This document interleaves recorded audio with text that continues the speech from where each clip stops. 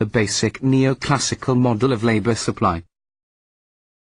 The labor-leisure trade-off, assumptions. There are only two possible uses of time, labor and leisure.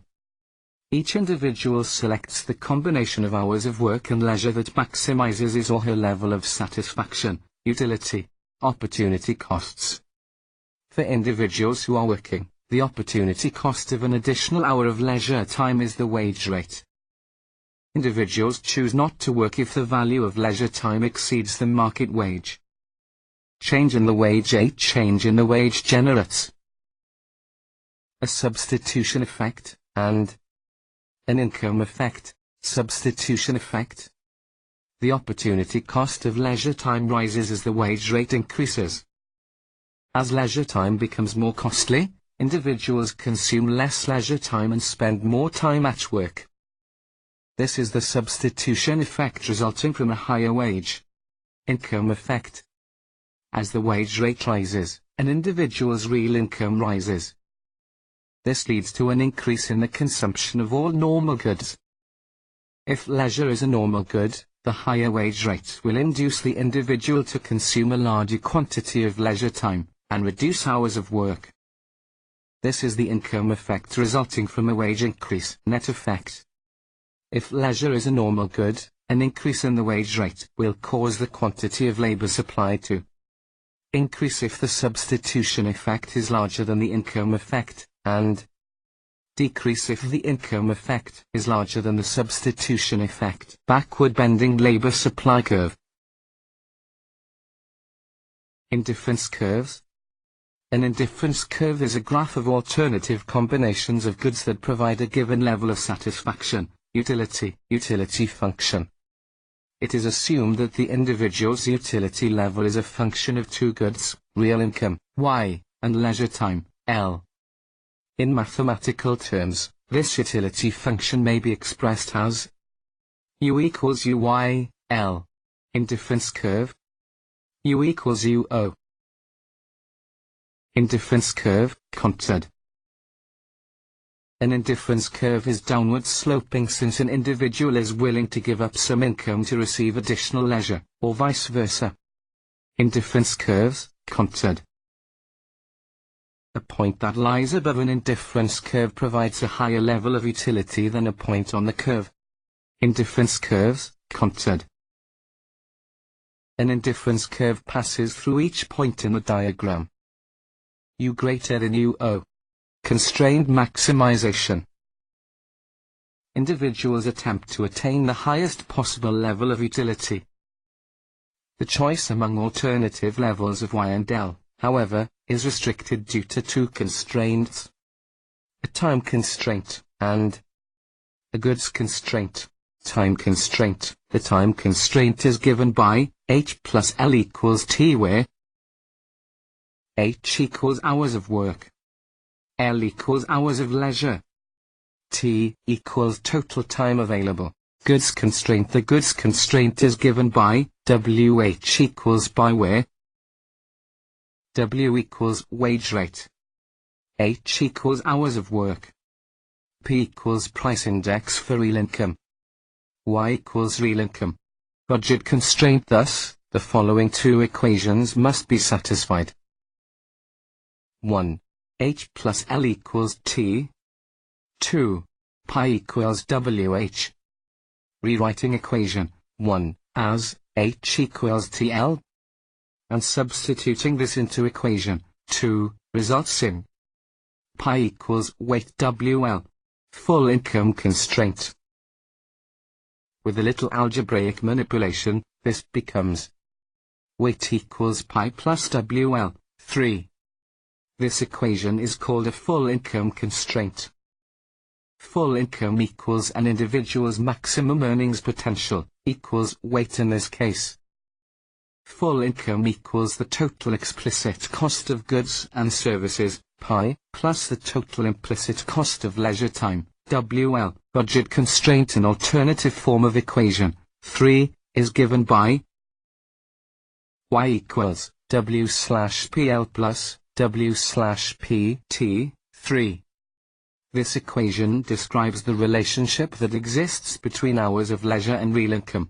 Equation 3 is the individual's budget constraint. Budget constraint, considered. The intercept of the budget constraint on the horizontal axis equals T, the maximum amount of leisure time that an individual can receive. Notice as H decreases from T to 0 as L rises from 0 to T. Budget constraint, considered. The intercept of the budget constraint on the vertical axis equals weight, P, equals real full income. The slope of the budget constraint equals W/P. Optimal work/leisure mix. Utility is maximized at the point of tangency between an indifference curve and the budget constraint. Corner solution, cont. The highest level of utility in this case occurs at 0 hours of work. An individual chooses to remain out of the labor force when a corner solution such as this occurs. U0, U1, U2, U3, Y, weight, P, 0TL, T0H, corner solution, cont. A corner solution at 0 hours of work will occur when the opportunity cost of time is relatively high, and/or the market wage rate is low. U0, U1, U2, U3, Y, weight, P, 0TL, T0H, reservation wage U1, U2, U3. The absolute value of the slope of the indifference curve at the point corresponding to 0 hours of work is the individual's reservation wage, expressed in real terms. Y. Vertical bar slope vertical bar equals reservation wage. 0TL. T0H. Real wage greater than reservation wage. If the real wage in the labor market exceeds the reservation wage, the individual chooses to work. U0, U1, U2, U3, Y. Budget constraint. Vertical bar slope vertical bar equals real wage. Vertical bar slope vertical bar equals reservation wage. 0TL. T0H. Real wage less than reservation wage. U0, U1, U2, U3. If the real wage is less than the reservation wage, the individual chooses to remain out of the labor force and the corner solution occurs. Y. Budget constraint. Vertical bar slope vertical bar equals real wage. Weight. P. Vertical bar slope vertical bar equals reservation wage. 0TL. T0H. Non-labor income. Initially, it was assumed that all income was received in the form of labor income. Individuals, however, also receive income from non-labor income. Income from non-labor sources is referred to as unearned income. Non-labor income may be received in the form of interest payments, rent, dividends, profits, alimony payments, transfer payments, lottery winnings, lawsuit settlements, or any other income that does not vary with hours worked. Non-labor income, cont. Using the definition equals total amount of non-labor income. The time and goods constraints become time constrained, H plus L equals T, 1. Goods constraint, WH plus A equals pi, 2. Non-labor income, const. Solving equation 1 for H. H equals T, L. Substituting this into equation 2 results in WT, L, plus A equals pi. Solving this for Y results in the following budget constraint. Y equals W/PL plus weight plus A/P. An inspection of this budget constraint indicates that the slope equals W/P. as in the simpler model, and the intercept equals weight plus A/P, changes in non-labor income. Y. As the level of non-labor income rises, the budget constraint shifts vertically upward. A greater than 0. Weight plus A. 1. 1. O. P. Weight plus A. O. Equals a. P. 1. Weight. P. Equals a. O. Equals 0. 0 TL. T0H, non-labor income, cont. The slope of the budget constraint stays the same when non-labor income changes. The budget constraint still terminates at T hours of leisure. Y. A greater than 0. Weight plus A. 1. P. Weight plus A. O. Equals a. P. 1. 1. Weight. P. Equals a. O. Equals 0. 0 TL. T0H. Leisure and non-labor income. Y. If leisure is a normal good, an increase in non-labor income results in an increase in leisure time, a reduction in work hours. Weight plus A. 1. P. Weight plus A. O. P. Weight. P. U2. U1. UO. 0 TL. T0H. Leisure and non-labor income, cont. Y. The change in hours worked that results from a change in real income, holding relative prices constant, is called a pure income effect. Weight plus A. 1. P. Weight plus A. O. P. Weight. P. U2. U1. UO. 0 TL. T0H. Income and substitution effects. Y. A wage increase from W to W1 results in a movement from point A to C. In this case, leisure rises, so the income effect exceeds the substitution effect. W1T. P. What? P. C. A. U1. UO. 0 TL. T0H. Substitution effect. Y. Substitution effect equals change in the mix of L and Y resulting from a change in relative prices, holding utility constant. W1T. P. What? P. B. C. A. U1. UO. 0 TL. T0H. Income effect. Y. Budget constraint at point B is constructed so that it is parallel to the final budget constraint. W1T. P. What? P. B. C. A. U1. UO. 0 TL. T0H. Income effect, cont. Y. Movement from point B to C is a pure income effect. Leisure rises as real income rises in response to the higher wage. W1T. P. What? P. B. C. A. U1. UO. 0 TL. T0H. Net effect. Y. When the income effect is smaller than the substitution effect, hours worked increases and leisure decreases when the wage rate increases. W1T. P. C. What? P. B. U1. A.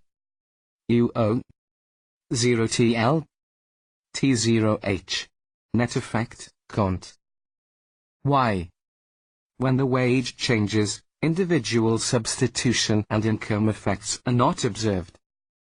A backward-bending labor supply curve may be explained using income and substitution effects. W1T. P. C. What? P. B. U1. A. UO. 0TL. T0H. Income replacement programs. At a wage rate of W, this individual will work low hours and consume low hours of leisure. Income equals U, unemployment compensation. If all lost income is replaced when the individual becomes unemployed, the individual moves from point A to point B if unemployed. Unemployment cont. Utility rises when an individual becomes unemployed under complete income replacement. Unemployment compensation plans do not provide full income replacement. Unemployment cont. The original level of utility is attained at an income level of Y when unemployed. In the US, unemployment compensation is roughly equal to half of full-time earnings. Disability insurance. If disabled workers receive the same level of income after an injury as before and receive more leisure time, their level of utility would increase, assuming that pain and suffering and medical expenses are fully compensated. Disability insurance, cont. Disability insurance programs require medical examinations by approved physicians to reduce the possibility that workers will file fraudulent disability claims. Partial disability. A work-related injury that results in a partial disability reduces the wage that the affected worker will receive. This reduction in the wage generates both substitution and income effects on the quantity of labor supplied. If the goal is to adequately compensate the worker, however, an appropriate income replacement scheme would be to provide a payment that is just large enough to offset the income effect resulting from the reduction in the wage, since it is only the income effect that involves a loss in utility. U.S. welfare system. The first major national attempt at providing aid to low-income households in the U.S. occurred during the Great Depression. Most of the relief programs developed during this period, however, were temporary programs designed to deal with the problems resulting from the Depression. The modern U.S. welfare system was introduced in the early 1960s as part of the war on poverty during the Johnson administration. Poverty level. A poverty level was established based upon studies that attempted to determine the amount of income required to provide households with an adequate level of nutrition and basic necessities. It is assumed that a household of a given size in a particular geographical area must receive a particular level of income, to ensure that these basic needs could be satisfied. This level of income is higher for larger households and for residents in geographical regions where the cost of living is higher. Benefits under basic welfare system. The government provides welfare benefits to those households in which the level of income falls below the target level. Welfare benefits may take the form of either monetary payments or subsidies for food, housing, medical care, or other basic commodities. The goal is to provide a level of welfare benefits that brings the level of household income up to the target level. Basic welfare system, budget constraint. If the individual does not work at all, the level of welfare benefits equals. If the individual is working, but receives a level of income that falls below, the government provides enough welfare benefits to provide a total income of. Budget constraint, cont. The budget constraint is horizontal at an income level of. In this portion of the budget constraint, the marginal wage, the additional income resulting from an additional hour of work, equals 0.